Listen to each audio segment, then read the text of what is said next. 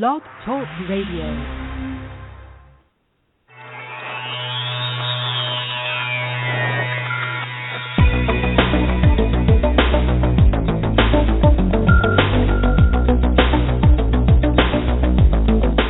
Across the country and around the world, streaming live on the internet, it's Real Estate Coaching Radio, bringing you the latest news, interviews, and secrets of the top producers. Hosted by award-winning real estate coaches, Tim and Julie Harris.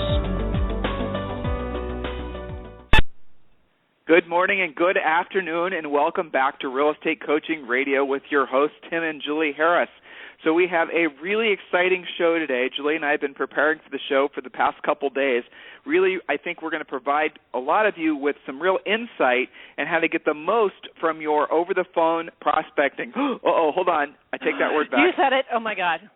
Oh my God, right? No, we didn't mean prospecting. No. We meant lead generation, right, Julie? Lead generation, yes. I feel better already. Oh. Yes, it feels so much safer, doesn't it? We don't want to say prospecting no matter what. That's too scary. Scary. All right, exactly. Sorry. So Julie and I are fully caffeinated, obviously. So, Julie, before we get to today's topic, which I think a lot of these guys, even those who are seasoned over-the-phone prospectors, lead generators, even those guys are going to really, I think, have their eyes opened to some of the new ways that are working to really generate great amounts of listing business primarily from over-the-phone lead generation prospecting. But before we get to that, Julie, I always like to start out every call with what I'm going to start calling Julie's Coaching Corner. So Julie's Coaching Corner, what's happened in the world of your coaching schedule, a story you'd like to share with our listeners? Sure. I have a great story today that actually plays right into our topic, the very timely prospecting / lead generation topic.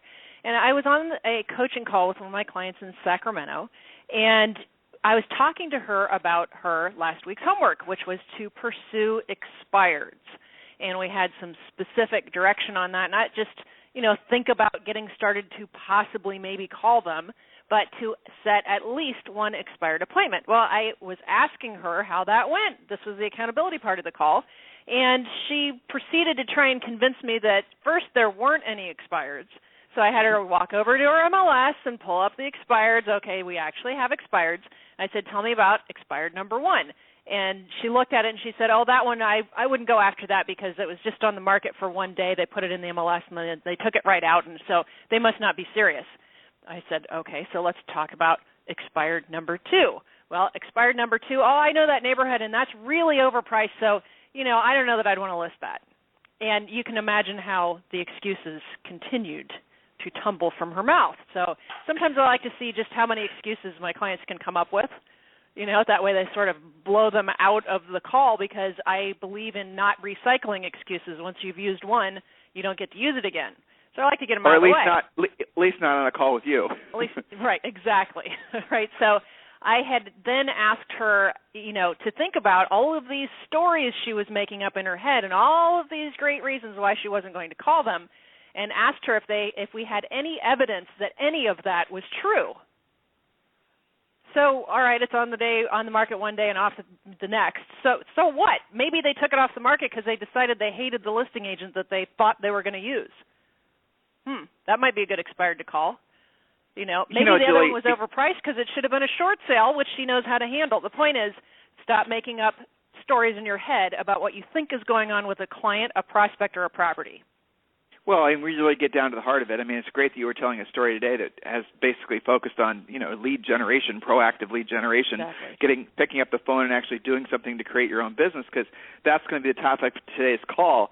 And I have to say, Julie, when we got into the business, really, if you wanted to sort of not actually learn any skill, lead generate, if you wanted to basically essentially just wait for the business to come to you, because really at the end of the day, that's what it comes down to. It comes down to waiting for the business to come to you versus going out and getting the business. And the people that know how to go out and get the business themselves will always and forever the incomes won't even compare, to be honest with you.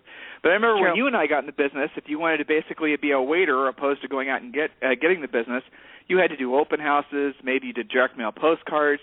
it's really before the Internet. The Internet really, I think the consumer Internet really started kicking in around, 95, 96? Mm-hmm. I remember we bought our URL, timandjulieharris.com back then, so it's a really ancient URL in the world of the Internet. But really, at the end of the day, back then, there weren't all these different places that you can buy leads. And on the surface, it sounds like, well, heck, that's great. As a realtor, I have all these great places I can buy leads from. Except if you do the math on it, you're really making more money per hour frankly, if you'd work at Walmart.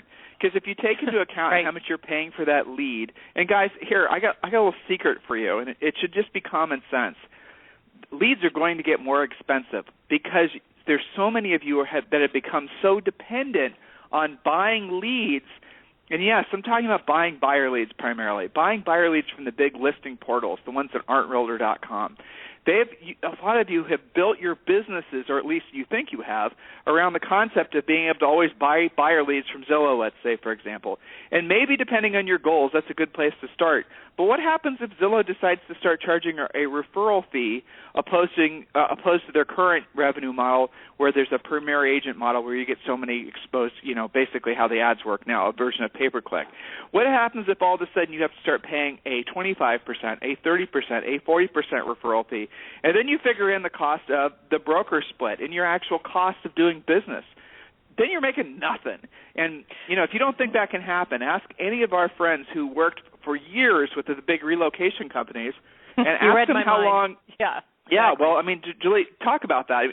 Relocation leads, guys, here's a little insight for you. Relocation leads used to be, so you'd have these big relocation companies back when, frankly, there was a lot of companies that were paying for their executives to be moved around.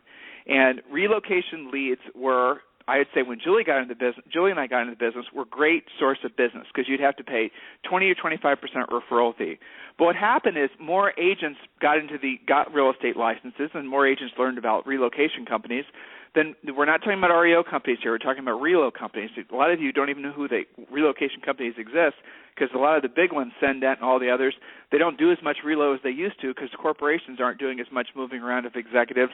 And if they are, they're not covering the costs for their relocating employees at the same level as they were, say, 20 years ago. But anyway, moving forward.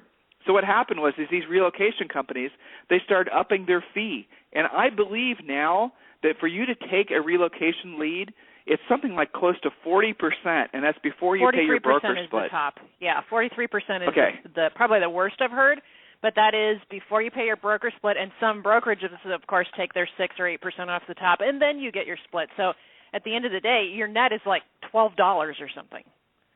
So, guys, do you honestly believe, guys, that there's going to be a situation where the portals, these big syndicators that are selling you leads now, do you really believe that they're not going to at some point switch to a referral fee model? If you were them, you would. If I were them, I would. It makes more sense. You make more money. So, guys, wake up to the fact that if you're not going to learn how to proactively lead generate, the probability of you having any kind of long-lasting career in this industry diminishes dramatically. If any of you want to argue with us, if any of you want to debate what we're talking about so far on today's radio show or any of the previous radio shows we've done, hey, I'm going to tell you right now how to call in. So here's the call-in information.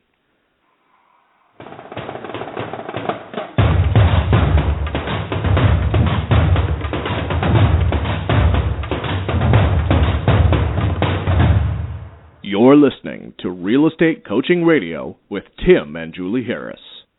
Are you ready to ask Tim and Julie your toughest real estate sales, business, or lead generation question?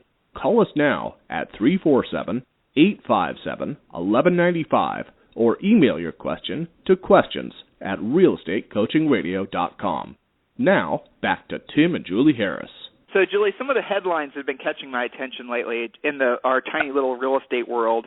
Some of them in particular that I find interesting was, first of all, the Mortgage Debt Relief Act. So I talked about this yesterday, and we talk about this often here at the university. It absolutely positively must be extended, and it absolutely positively will be extended. Congress had, I'm going to sound like I'm one of those political TV shows, but Congress had it in their wheelhouse, and it was part of another piece of legislation, and it looked like it was going to get passed the first week in January and made retroactive. Well, guess what? It didn't because, D.C. works so well. So now what's happened is it's going to be in the Senate. The Senate's tennis court, and they are promising to get it passed. There's going to be a written statement that's going to come out about this very soon. But if you're following the extension of the Mortgage Debt Relief Act, really it's going to happen sooner than later, and when it does, it'll be made retroactive. So if you don't know what the Mortgage Debt Relief Act is, and basically a summary of it is that any of the money that would be normally, let's say, for example, during a short sale or a foreclosure, that the bank would lose, technically, according to current IRS regulation, that income, or rather that loss, would be treated as income, and you'd be sent a 1099, and you'd have to pay regular income tax on it. So if your house went into foreclosure and the house sold at foreclosure auction for $100,000 less than it was owed, you would get a 1099 for at least the amount of money that the bank lost at the foreclosure auction. And then if you were, say, for example, in the 27% tax bracket or whatever, then you'd owe $27,000. Now, I'm not an accountant or a CPA or whatnot, but needless to say, that would be quite an interesting turn of events for the poor homeowner who just more or less had to forfeit or lost their home due to it being underwater, and maybe a large extent situations not in their control. So that is the Mortgage Debt Relief Act. President Bush back in 2007 made it so that owners who were essentially owners who lost a house in situations of short sale or foreclosure wouldn't be charged the taxes, and that's been going, an extension that has happened on that every year for the past few years. And then, as I just stated, the politicians in D.C. are dragging their feet on getting an extension passed again, but it will get extended. It has to happen. Otherwise, you're going to have all these owners that are losing their houses to foreclosure and short sale. In states like Florida, it's still half the owners are underwater. Inland California, half the owners are underwater. Guys, please, please, please do not fool yourself to think that this housing recovery is anything but fragile. You know, we're all talking about the improving housing market, but we're talking an improving housing market off really crappy numbers. So the markets were terrible historically over the past few years, and so anytime they improve off terrible and they just get less bad, we celebrate it, right. But it's still nowhere near where it needs to be. So be clear on that. Now, another headline, Julie, and this is something I want to talk with you about briefly, because it really is an interesting perennial topic in real estate teams. You know, that's something that people are talking about again, and it's funny, people are talking about real estate teams again because they're feeling more stable in their real estate businesses, because they think that the market's strong again, so they can start adding overhead. So, Julie, talk to the listeners about your experience coaching people that want to have teams or have teams. And you know what? Let's take the absolute 100% stone-cold honest approach to this and tell people the truth about real estate teams. Sure. Well, so the truth about real estate teams is that, by and large, teams, especially big teams, are not profitable. Why? Because the cost to run the machinery of the team, the payroll, the commissions, the splits, the stuff you have to support your team, computers, office space, showing coordinators, transaction coordinators, it sucks the life out of your revenue. So most teams are not leading with revenue. Not profitable for whom, Julie? Not profitable for whom? Well, the team leader whose mission was to delegate everything and walk away with all the money. And so many of you are getting into the business of so I'm going to cut through all the Mickey Mouse. And this is not, what we're saying now is absolutely positively not politically correct in the real estate world. Teams, for the most part, are inefficient and really very, very poorly managed, and a horrible way for you to try to actually make net revenue in real estate. And the simple fact is a lot of you are great salespeople. In order for you to run a successful team, which is in essence a small business, you're going to have to learn to be a great manager. You did not get into real estate, and you did not become successful at real estate because you were, let's be honest, a great manager of people. You are successful because you are a great salesperson. People like you. You're good at all the things that matter. Chances are you're thinking about adding staff and adding a team because you think it's the only way for you to increase your revenue. And you know what? In a lot of ways, you are correct. It will, in most cases, increase your revenue.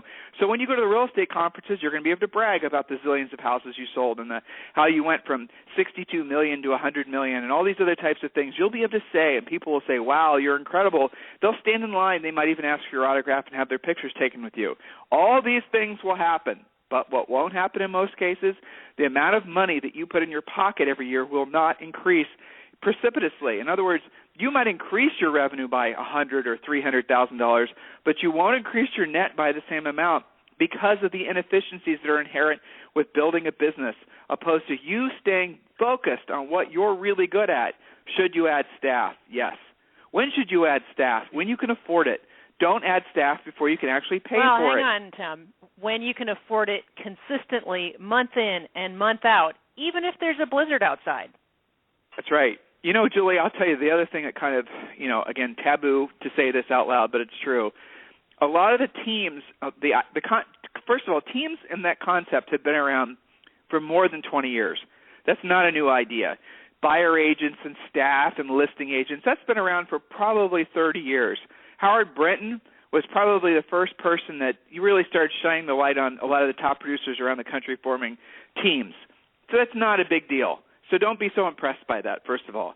Second of all, who does the team really benefit? The argument goes the team benefits the consumer. That's kind of one way that people present it, but that's not really true.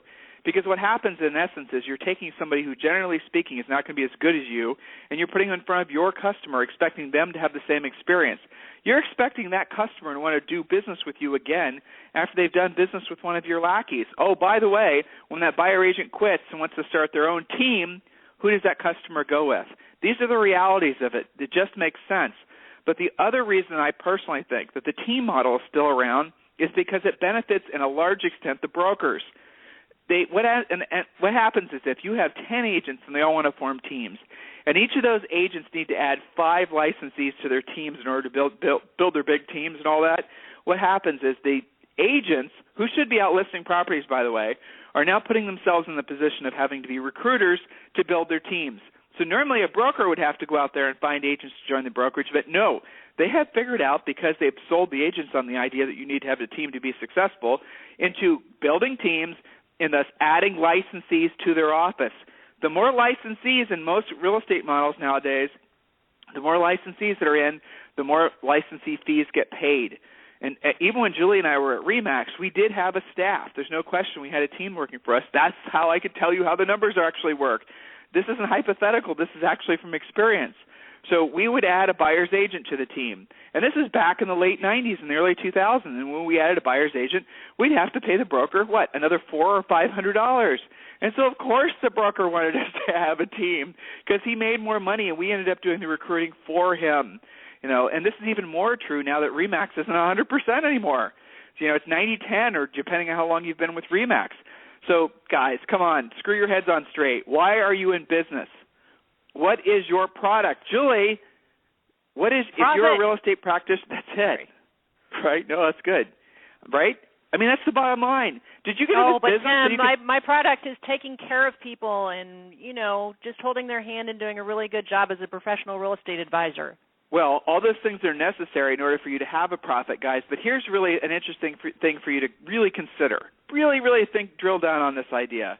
When you got into business hopefully because you were planning on making a lot of money. And let's say you were really successful. Now, remember, this is speaking from experience, because Jules and I, we sold over 100 houses our first year. Granted, it was 20 years ago, but really the ways that you do it then are essentially the ways that you do it now. So we sold over 100 houses our first year. We were then, without really knowing it, we were, agents. We were National Association of Realtors they did a story on us that we are RE/MAX did all these. Then we went on a speaking circuit. We wrote a book. We did all these things back when essentially Julie and I were sophomores and juniors in our real estate careers. That's a fact. And what happened was we for a while forgot why we got into real estate. We started being so addicted to all the attention. Oh, Tim and Julie, I'll pay you $5,000 to fly down to Biloxi to speak to my office for a day. All these types of things started coming our way, and to the point where basically we almost took an entire year off just to essentially go around the country and speak. And then Julie and I had this little epiphany. Hey, this is not why we got in the business. We got in the business to make money, to buy rental properties, to somehow, some way, someday be wealthy. And then we stopped doing all of that Mickey Mouse because we realized what was happening was our egos were taking over. We were starting to exchange the adulation of people thinking we were so great with profit. That's what happens with so many of you. You become successful, you start making a lot of money, and you want the world to acknowledge your success. The world doesn't need to know about your success. Keep your head down, stay at work, stay focused, invest your money, and one day you'll wake up one day and you will be rich. You don't have to pass through the fiery burning gates of ego in order to get to the other side of it. Just learn from other people. The most successful realtors in our business, you don't know who they are because they just work. And then they invest their money. And then you drive past a huge building when you're in Manhattan and you find out it's owned by a realtor and the building's worth like $40 million and you've never heard their name before. Guys, there are two different schools of thought. You have to be really clear in why you're in this business. You're in this business hopefully to make profit so you can build wealth.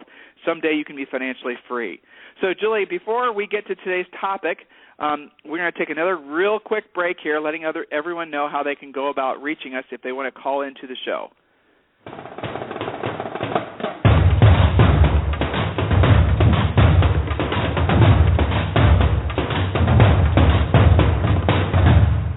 You're listening to Real Estate Coaching Radio with Tim and Julie Harris. Are you ready to ask Tim and Julie your toughest real estate sales, business, or lead generation question? Call us now at 347-857-1195 or email your question to questions@realestatecoachingradio.com.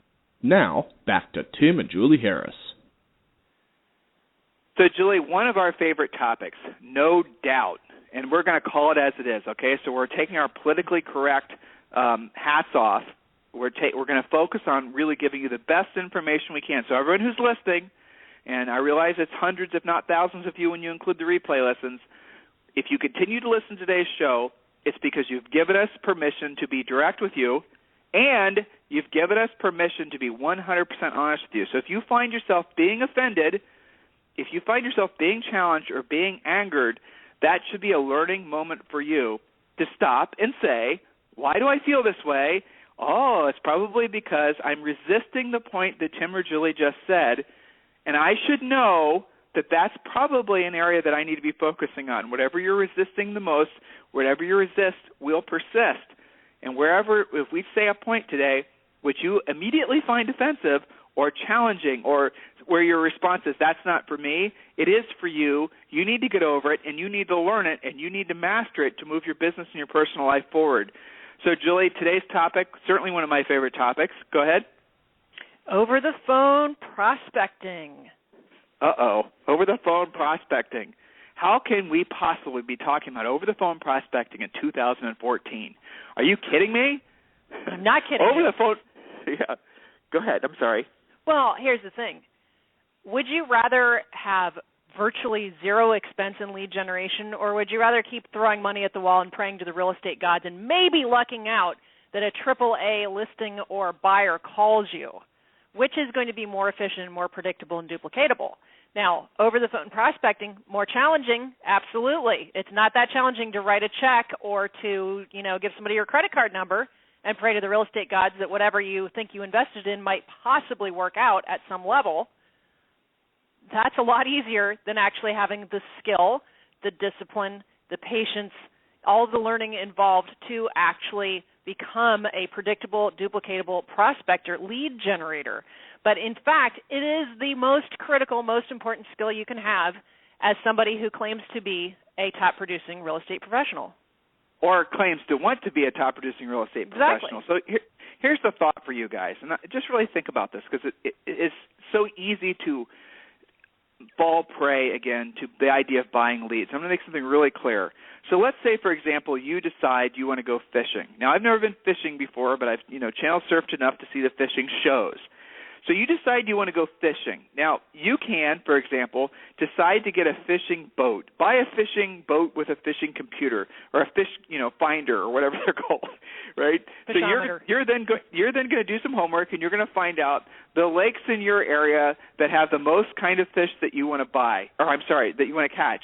So here you are in a situation where you're deciding to go fishing. You're going to know where to drop your boat. You're going to have all the right equipment on your boat to find the fish. The fish are, you're going to have all the best rods and the reels and the nets and the whatever the heck else you need to go. I suppose a 6-pack of beer is mandatory too. I really have no idea. I've never fished before. Okay. So then you're going to drop your boat in the lake. You're going to do exactly what the computer tells you to do, so then you can go to where the fish are in the lake, and then you're going to drop your hook in the water. Oh, big surprise when you catch fish. Stop there for a second. Everything I just said sounds logical, doesn't it? Everything I just said just makes sense. Now, it did require some effort. It did require you to research what lake to go to. It did require you to probably know what boat to buy and what, fishing computer to buy and what rod and reel to buy and what brand of beer to buy maybe even. So you did have to do some homework prior to going fishing. But you catch fish. And here's the beauty of it. Because you now know how to catch fish, you catch fish day in and day out. Whenever you go fishing, you come back with fish. Isn't that the point of going fishing? Otherwise, you're just going boating. So that's how you have to think if you're going to be successful at this or any other business, versus the person who says, hey, Julie, you want to go fishing today? And then you go out of the backyard, you get a tree branch, you get a string, you get a hook, and then you go to whatever the nearest body of water is, not knowing whether there's any fish there or not. And then you sit there on the shore hoping and praying that somehow magically some fish is going to grab hold of your hook and you're going to be able to pull a fish in. You do this day in and day out, hoping and praying and swearing up and down that it's going to work. Your way is going to work. You've got a special, willow tree branch that's supposedly going to be great for catching fish. Supposedly the hook that you're using that you made from an old clothesline or, hanger is going to work, or you guys get the idea. Versus the first guy who researched it, who knew where he was going, knew what he was doing, knew what to do when he got a bite on the hook, versus the second guy that's just sitting there on the edge of the lake waiting for something magically to happen. That's the difference. First guy is somebody who is an over-the-phone prospector, someone who is smart enough to go to where the fish are, versus the second guy who, frankly, is 99% of all the agents out there. No professional business person would ever go about doing business the way that most of you guys do business. Nobody would, because they would go broke. And yet, how many of you right now are buying buyer leads? How many of you right now are doing things that are completely passive, like sitting on the edge of that lake, expecting somehow magically the fish to find you? It doesn't work that way. So let's move this analogy, if you will, slightly forward. You now have in front of you 1,000 people in a room. You're on stage in front of 1,000 people. Don't get nervous. We're not going to stay on stage long, so don't start visualizing that. So there's 1,000 people in the room, and you're going to say, excuse me, those of you who have to sell your house now, would you please raise your hand? And then would you please stand? And the rest of you can leave. 1,000 people, you'd find roughly maybe 150 people would then be standing, and the rest of the people would walk out of the room. Those are the people you talk to. Versus speaking to 1,000 people, hoping that somehow magically, at random, you're going to find the 150 in that group of 1,000 that want to do business with you. Again, it's the difference between taking an organized, logical business approach to finding the business versus essentially just casting and hoping and praying magically that someone's going to want to do business with you. Do you guys get it? Do you see how insane it is that so many of us think that all this passive stuff is going to work? Do you see how nutty it is that so many of us spend all this money on all these crazy passive, maybe they'll find me, maybe they won't type things, and then we're surprised when not only do we run out of money and get out of the business, but we run out of money, get out of the business in a lot of debt, which unfortunately is what's happening. People get into this business now, and they think they have to invest $15,000 or $20,000 to get their real estate practice going. No, you don't. All you got to do is invest in yourself and your skills. So, Julie, anything else comes to mind with my little stories there? Well, one way is much more long-lasting. I've got a handful of my private coaching clients who are in coaching because their spouse was relocated to a new market, and all they've got is their prospecting. They don't have past clients in their new market. They don't have centers of influence built in their new market. They don't have built-in referral systems. They have to prospect because their family had to move. So this is an example of, had they had strong prospecting skills prior to the move, they would be freaking out less right now. Does that make sense? Well, yeah, because you can take somebody who is strong. Well, let's be honest. You don't even have to have strong prospecting skills. Mediocre, average prospecting skills. Yeah. Well, it's because the fact is you can be successful at it if you're just average at it, because your competition is not even going to do it. So at the end of the day, if you're just in the action of doing it, you're going to be successful at it. But yeah, you can take, and we've had numerous coaching clients where you can, like normally people think, well, I can't move from, say, Ohio to, someplace warm where there isn't, snow squalls in front of my front door every day. I wanted to move to Florida, or I want to move to, the Bahamas, or I want to move to Grand Cayman, or I want to move to, it doesn't matter where. I can't move there because I don't have an established market. I'd have to do all this marketing. People don't know my name. I have no brand there. It's all a bunch of crap, because all you've got to do is, if you learn how to over-the-phone prospect, once you have average skills with that, I can take you and I can drop you any place in the world, Australia, England, Italy, not Germany, any place basically that runs real estate similar to the way the United States does, Canada, and you will be successful because you've learned the skills that in order to go after expires, go after FSBOs, and all the other things we're going to talk about today. So just ask yourself, how would you feel right now if you knew that whenever you chose to, you can drop your boat, you can drop your fishing gear, you can drop everything on that lake, and you can buy, here goes again with the buy, you can gather enough fish for you to essentially feed yourself and your family for as long as you choose to. Matter of fact, you can gather enough fish that you could sell the excess fish that you have and, start building some wealth. So please embrace the concept that we're talking about. If you find yourself rejecting it because it is over-the-phone prospecting, because it is going to require you picking up the phone, it is going to require you calling strangers, okay? If you're finding yourself resisting that, I would be willing to challenge all of you to take a look at your total income for last year and ask yourself, is my fear of doing what Tim and Julie are asking me to do greater than my, frankly, desire to earn more money this year? How much better would I feel? How much would that fear still be even in my system if I knew that I was going to make double, triple, quadruple what I've made in previous years? So if you put it in context of money, I bet you a lot of those fears just sort of evaporate. Another killer of people that want to learn how to over-the-phone prospect, frankly, is other realtors. Because other realtors who don't have the skills, have never been able to move beyond the idea of buying leads. And as a result of that, if they find out that you're going to do something that they're not willing to do not expect them to be supportive. And that goes oftentimes, unfortunately, for your broker or office manager. So in many markets, you're going to have to be the renegade. But guess what? You'll be the one with all the commission checks, so that works out too. So, Julie, let's get to our points. And really what we're going to be drilling down on are some of the maybe better known and then some of the not known at all secrets to being a really effective over-the-phone prospector. We're not going to be talking about scripts. We're not going to be talking about presentations. We're just going to be giving you really some key critical things that most people would never consider, even seasoned veterans at over-the-phone prospecting. So, Julie, what's the first point? All right, perfect. And, Tim, while we were talking about this, I also had in my mind the confidence that this builds when you have, not that this ever happens, but a deal fall apart. If you know in your heart and soul that you can recreate your next deal by picking up the phone, that makes a huge difference in your confidence as a business person. So just had to plant that seed as we get ready for these points. So point number one, use modern scripts written for today's sellers and buyers for today's market conditions. It does matter. Yeah, I mean, that's it. That's nothing more to say on that point. And a lot of you are using scripts that are outdated that, they worked maybe really 20 years ago, maybe 30 years ago. But the reality of it is you don't talk like you used to talk. The vernacular has changed.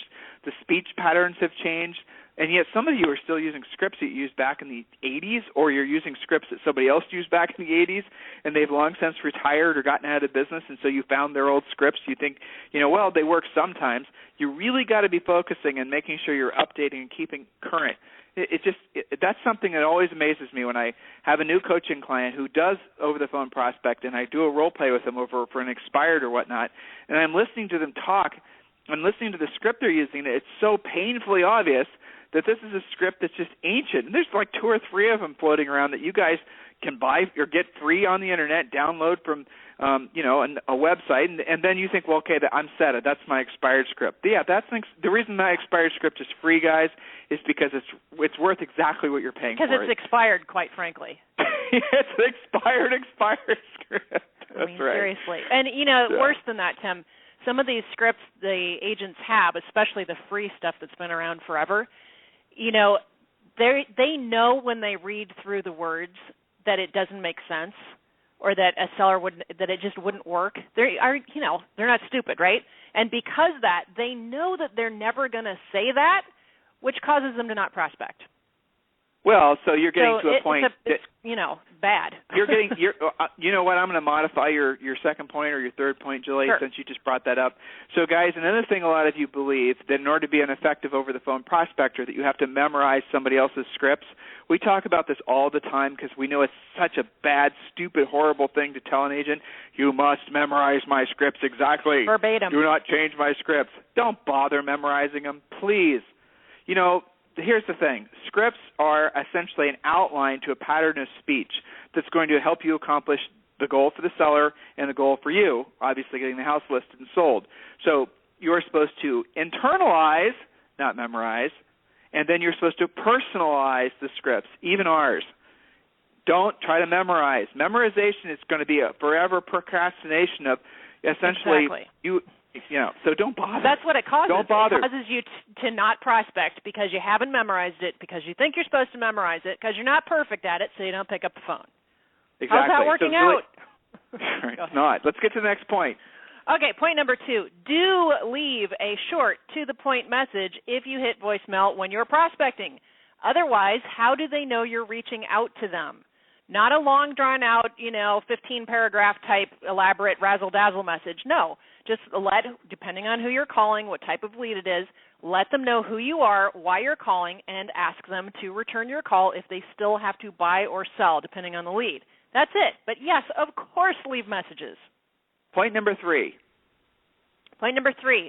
Begin with following up. It should say lead follow-up. Sorry about that typo. I'll fix that. Begin with your lead follow-up for 20 minutes on your most likely to set appointments. There it is, lead follow-up. This will get you in the right mindset for being on the phone and being effective. So in other words, break the ice. She means begin your scheduled lead follow-up day, and we're going to talk about the best days to do it in a second, with, your over-the-phone prospecting. Start with lead follow-up because those are going to be the easiest calls to get, and chances are you will set an appointment, and that's going to give you confidence when you're starting to call some of the more challenging for sale by owners and FSBOs. All right, so next point, Julie.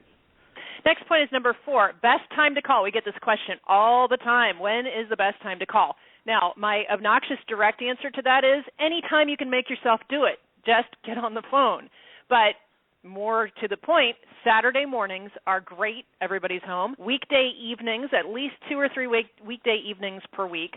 First and last days of the month are great, especially for expireds. Minor holidays, all those Monday holidays that we get. Holiday weeks off. In between holidays, also any time you're focused. So don't get obsessed with whatever, quote, the best time is. Now, that said, when I teach prospecting to all of our clients, I also say please keep track. If let's say you're calling an expired, and yes, you hit their voicemail, so that's a victory. You've reached them. You know how to get them. But it's 10 a.m., and it's on a Tuesday. Probably they're at work, so don't call them at 10 a.m. on Wednesday. Try them Wednesday evening. Try them Tuesday evening. So keep good records, keep track, but don't be overly obsessed with what the best time to call is. You know why agents do that is because if you tell them that the best time is between 9 and 11 and they miss 9 and 11, there's an excuse handed to them, well, I missed the best time to call, so I can't do it till tomorrow. Well, so, and this is a sub-point to that one. Also, the turns of the month, the first day and the last day of the month are always the best time to call, expired specifically. But, here's another idea. Julie mentioned this. Saturday morning is an absolutely killer time to call because everybody's home, and generally speaking, the only people that call Saturday morning are going to be your friends and family, so you're going to answer the phone. Another little sub-point, if you're calling into a particular area that's very area code sensitive, as a lot of areas are, I'm thinking of you guys in Orange County, for example. If you get a call from someone in 909 and you live in 949 and the realtor is then trying to get your house listed, it's someone prospecting you for an expired listing and their number begins 909 and you live in 949, you're not going to answer the phone. Nope, so you won't give them the time of day, be honest. You won't. So you guys, in a lot of the countries like that, so you guys got to be cagey in how you're going about doing this. Another little sub-secret for you, and this is especially critical this time of year. There were a ton of listings that expired towards the end of last year that all made commitments to themselves mostly that I'll put my house for sale in the spring. It's the spring. Call all those old leads. So go back, go into the systems that we're going to tell you about in a second that go into the MLS. There are great systems out there. There's a number of them now. They go into the MLS. They check to see if the house got relisted. They find the phone number for you. Some of them have auto dialers where they'll dial the phone number for you, use our skips, and prospect them. So what's the next point, Julie? All right, Tim, so the next point is number 5. Actually use scripts and commit to never winging it. Internalize and personalize as you go. Earn while you learn. Realize that you don't have to be perfect at this to earn while you learn. The best agents got all of their experience by learning on the road. So pick up the phone and use actual scripts. Point number 6, That's Tim. right. Okay, so we're going to take a little quick break before we get to our next point.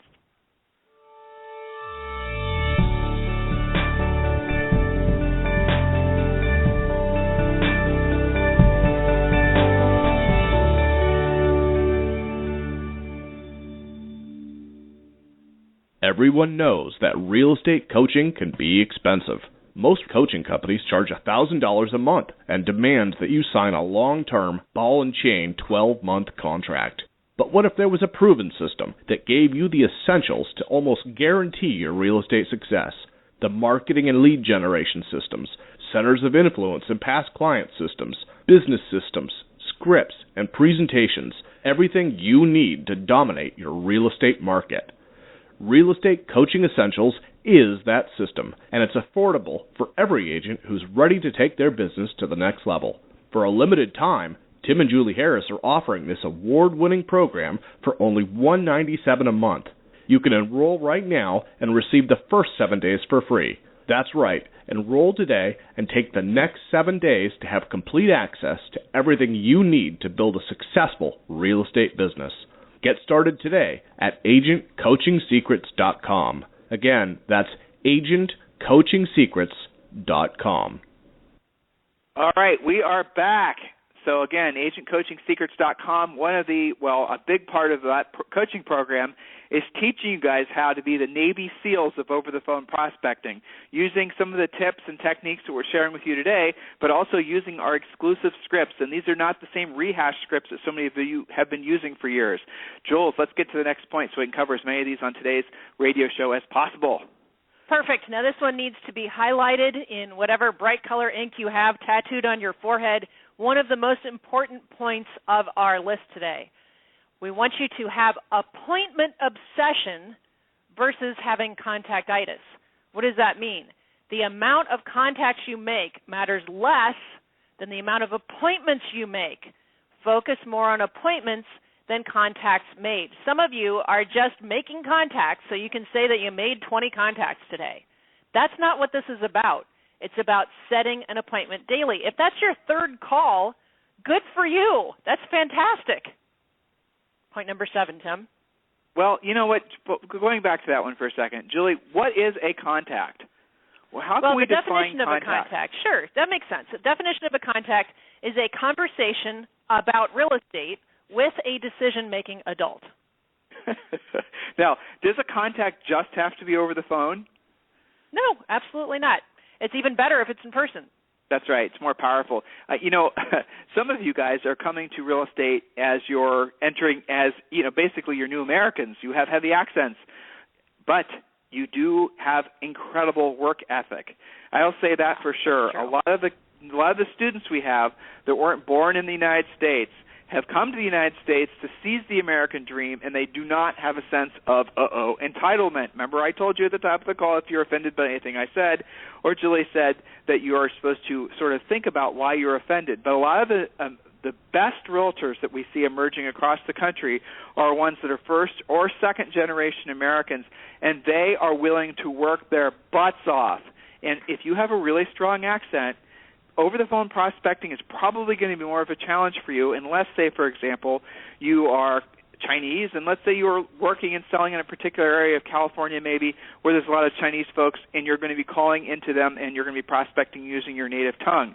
versus calling and having a heavy accent where the people who are answering the phone might not want to talk with you because they can't understand you. In those particular situations, here's an idea for you. Go to the door. Knock on the door. Knock on the doors of these expireds and these for sale by owners. Trust me when I tell you that Americans will admire your work ethic. They will admire your energy and enthusiasm. They will admire the fact that you were willing to knock on the door, and don't be surprised when they tell you that nobody else did.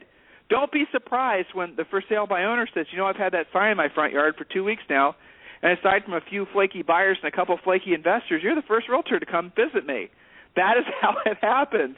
And that's when you all of a sudden have the light bulb go off in your head where you say to yourself, you know what, this is easier than I thought it was. And then you start making lots and lots of money. You guys just need these tiny little epiphanies to happen, and then your life changes. So, Julie, we're on point number 7. Who to prospect? Who to prospect? Who to prospect? Well, there's a long list, but go ahead. Okay, well, so who to prospect? You have the expired listings. We talked about that a second ago. Old expireds or even older expireds. We have the for sale by owners. We have the for rent by owners. We have the notice of defaults. We have the BPOs that you've done. So a lot of you have been doing BPOs for a long time, and you need to continue doing BPOs for a long time. Go back and find out how many of those have been listed. Find out if those sellers who you were doing the BPOs on their houses, they were probably doing them for the sake of a loan mod that now hasn't worked out. So now they're going to have to sell it as a short sale. Guys, be aggressive on this. We talked about this yesterday when we talked about creating your own inventory. Older assignments from Green River, and maybe you were doing assignments for Titanium. What happened to all those assignments that you did? Curious, isn't it? I bet at least a handful of those that you did are going to be ready to list their houses now. You have builders. Builders are a ready supply of listings, provided you essentially attach yourself to a builder. We, again, talked a lot about that on yesterday's radio show, so I don't want to rehash that today. House flippers and builders and developers are all going to want the same thing. They're all, and you can strike deals like this with them. I will bring you a house to flip, or I will bring you a parcel to build on, or I will bring you a buyer for one of your existing projects, provided that you list your next property with me. Or if I bring you a parcel and you do a subdivision on it, I get all those listings. Those are the types of relationships that once you have established a few, give you the foundation for your business going forward. All right, so what else do we have? We have centers of influence and past clients, of course. Just listed and just sold. Investors, so a lot of these investors that you guys have been selling these houses to are going to start to dump them this year. There's no doubt that's what's going to happen, especially some of the Wall Street guys. Open house leads, networking contacts, and that can be from BNI, that can be from a number of different sources. Professional contacts, and again, professional contacts can be realtors from different cities, different states, people that you know that might be attorneys that are working with underwater companies, title companies. There's really an endless list of professional contacts that you might be able to go after. We're not going to be able to give you the scripts and talk too much more about all these different ways of attracting that business to you from all those different sources and a lot more. That is part of the Real Estate Coaching Essentials program, and we need to get to point number 8, and that is, Julie? Point number 8, don't sell with blah, blah, blah. Sell with powerful scripted questions that lead to setting an appointment. The goal is not to razzle-dazzle the prospect or to overcome objections, especially on the phone. The goal is to pre-qualify by asking good questions, the prospect, and set an appointment. Save up your best blah, blah, blah, for lack of a better term, your best salesmanship for when you're actually in the door.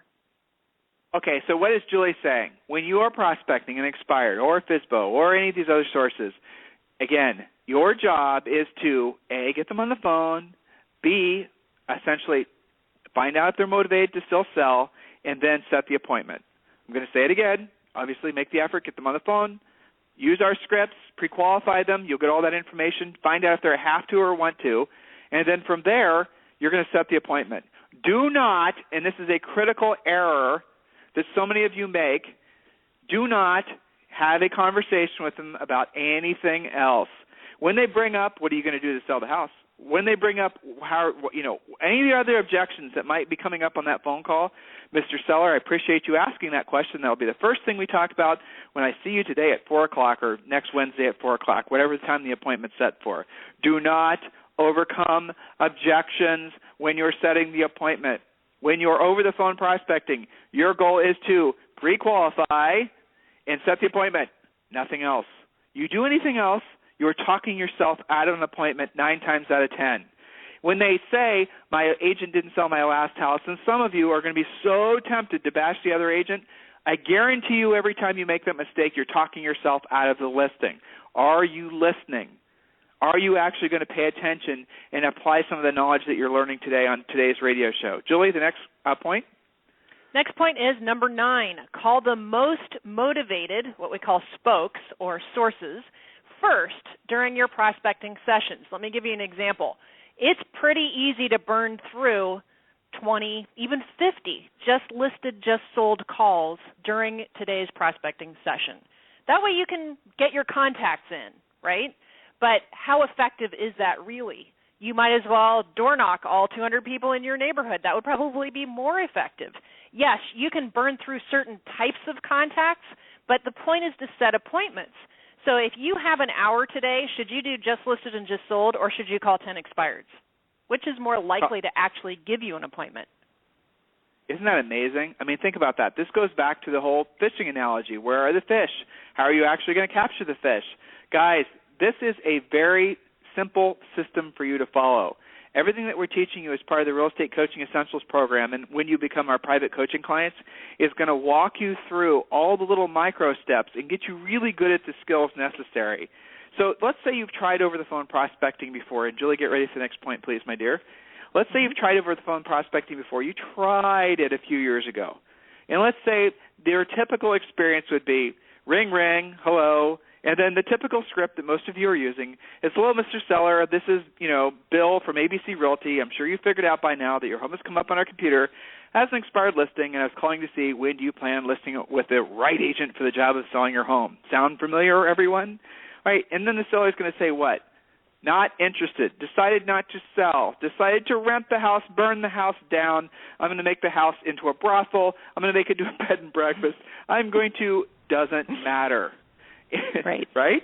And then what a lot of you do is you say, oh, okay, and then you just go to the next question. Where in the seller's mind, he's thinking, hey, jerk, I just told you I didn't want to sell the house. And then at that point, you lose the appointment.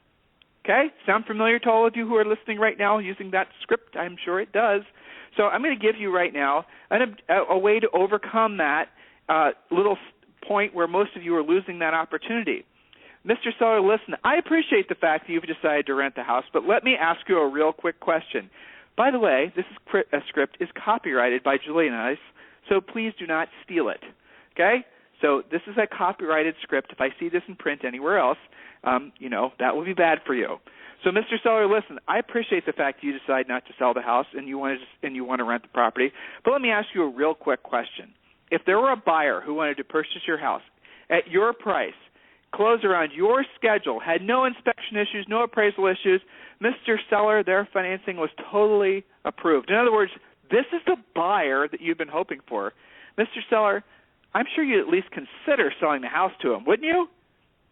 Now think about that for a second. Well, sure. I'd at least consider it. That's right. And that's what happens. So the seller then is stuck with, yeah, sure, do you have a buyer like that? And then you say, Mr. Seller, I very, very well might have a buyer like that. I'd have to see the house before to know for sure. So let me ask you, if this buyer were to purchase your house, Mr. Seller, where would you go next? Well, we're moving to Arizona. Arizona, that's exciting.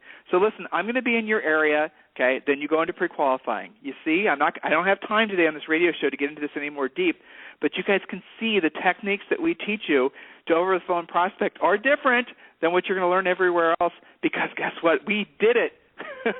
Our makes a difference. Yeah. And, this also goes right back to point number 1, which is use modern scripts, right? A lot of you guys just lock up and melt down and throw the lead out if somebody tells you that they're trying a loan mod. Because that's not in your script from 1973. Go ahead, Tim. Julie, oh my gosh, I'm looking at our notes. We have like another dozen points that we're not going to be able to get to. Too many. But here's my favorite one. Hello, this is a business call. Right?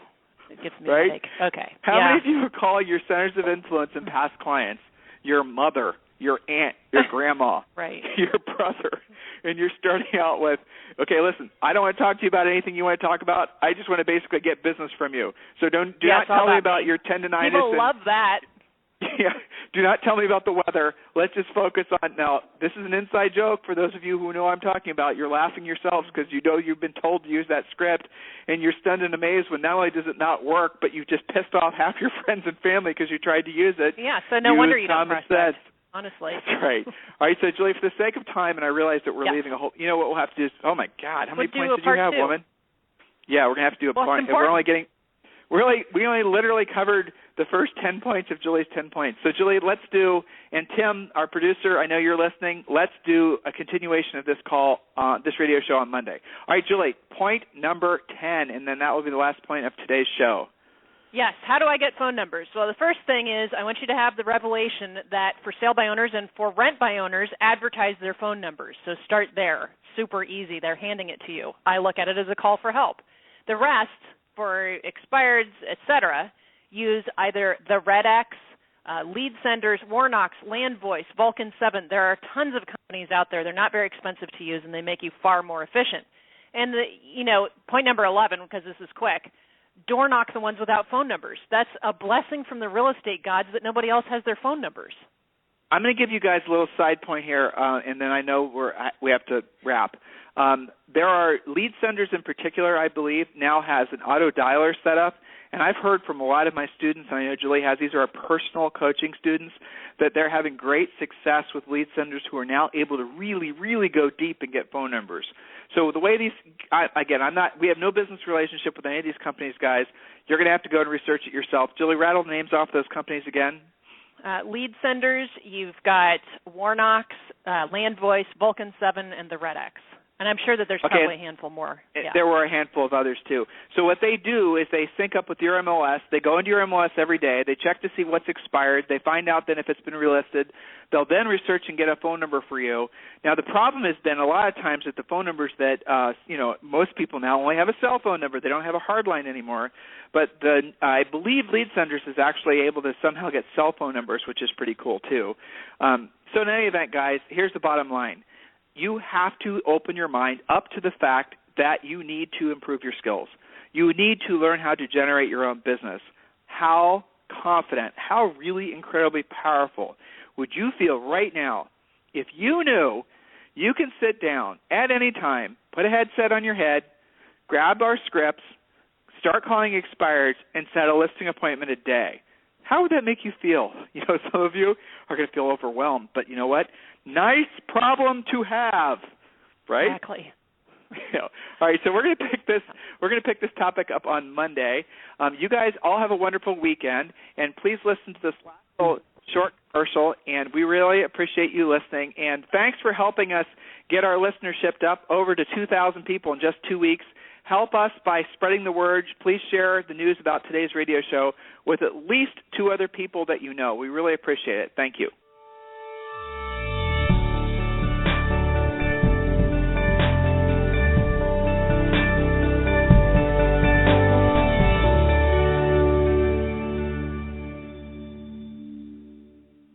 Everyone knows that real estate coaching can be expensive. Most coaching companies charge $1,000 a month and demand that you sign a long-term, ball-and-chain 12-month contract. But what if there was a proven system that gave you the essentials to almost guarantee your real estate success? The marketing and lead generation systems, centers of influence and past client systems, business systems, scripts, and presentations, everything you need to dominate your real estate market. Real Estate Coaching Essentials is that system, and it's affordable for every agent who's ready to take their business to the next level. For a limited time, Tim and Julie Harris are offering this award-winning program for only $197 a month. You can enroll right now and receive the first 7 days for free. That's right, enroll today and take the next 7 days to have complete access to everything you need to build a successful real estate business. Get started today at agentcoachingsecrets.com. Again, that's agentcoachingsecrets.com.